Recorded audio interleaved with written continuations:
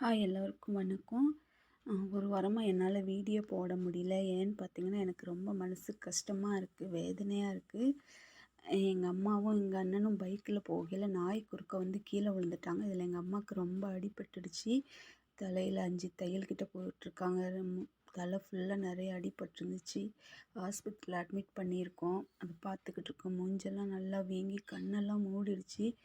இப்போ ஒரு வாரம் ஆயிடுச்சு. இப்போ கொஞ்சம் பரவாயில்ல. அம்மாவை ஆஸ்பத்திரியில் வச்சு தான் பார்த்துக்கிட்டு இருக்கோம். அண்ணனுக்கு 2 கையிலையும் முட்டுலையுமே அடிபட்டுருந்துச்சு.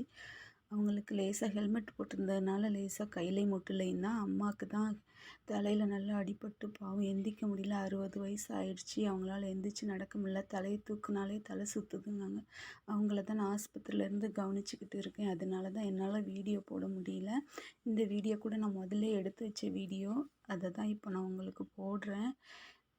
எங்கள் அம்மா நல்லா சரியானதுக்கப்புறமா நான் உங்களுக்கு டெய்லி ஒரு வீடியோ புது புது வீடியோ போடுறேன். நீங்கள் கண்டிப்பாக என்னோட சேனலை சப்ஸ்கிரைப் பண்ணுங்கள். இந்த வீடியோ பிடிச்சிருந்தா லைக் பண்ணுங்கள்.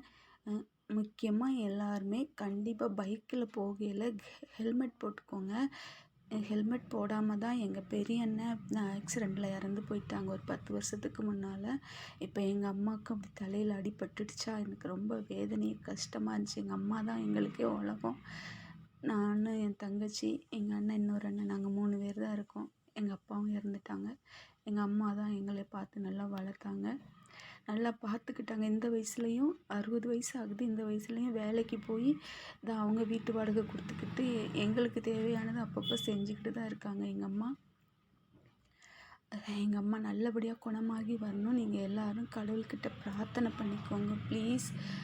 எங்கள் அம்மா நல்லபடியாக எந்திரிச்சு வந்த உடனே நான் உங்களுக்கு நல்ல வீடியோக்களை போடுறேன். லைக் பண்ணுங்கள்.